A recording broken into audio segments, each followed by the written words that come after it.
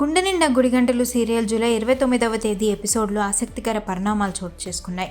శోభన చేసిన పనికి ఆవేశంతో ఇంటికి వచ్చిన రవి శృతితో తీవ్రంగా గొడవ పడతాడు. మీ అమ్మ నన్ను అవమానించిందని తనకు సెల్ఫ్ రెస్పెక్ట్ లేదా అని ప్రశ్నిస్తాడు. ఇద్దరి మధ్య మాట పెరిగి కోపంతో రవి రూమ్లో నుండి వెళ్ళిపోతాడు. ఇది గమనించిన బాలు మీనా ఇద్దరికి వేరువేరుగా నచ్చచెప్పి సర్ది చెప్తారు. కోపంలో భర్తపైనే కోపం చూపిస్తారని, ఈగోలు పక్కన పెట్టాలని రవికి బాలు చెప్తాడు. మరోవైపు రోహిణి అరచేతిపై మనోజ్ పేరుతో టాటూ వేయించుకోవడంతో ఆమెకు మనోజ్ ప్రేమగా గోరుముద్దలు తినిపిస్తాడు.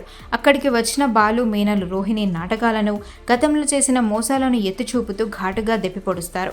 ఆ తర్వాత కూడా రవి శృతితో గొడవపడి తినకుండానే వెళ్ళిపోతాడు.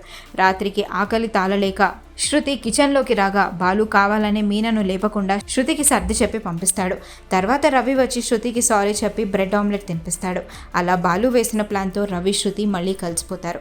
మరోవైపు రోహిణి విద్యతో కలిసి రెస్టారెంట్కు వెళ్ళగా అక్కడ తమను మోసం చేసిన విల్లా విజయ్ కనిపిస్తాడు. రోహిణి అతని కాలర్ పట్టుకుని నిలదీయగా విద్య పోలీసులకు ఫోన్ చేసే లోపే ఆమెను తోసేసి విజయ్ పారిపోతాడు. ఈ విషయం ఇంట్లో చెప్పగా మనోజ్ రోహిణిల మధ్య మళ్ళీ గొడవ మొదలవుతుంది. 2 సార్లు దొరికినట్లే దొరికి విజయ్ తప్పించుకోవడంతో ఈ ఎపిసోడ్ ముగుస్తుంది.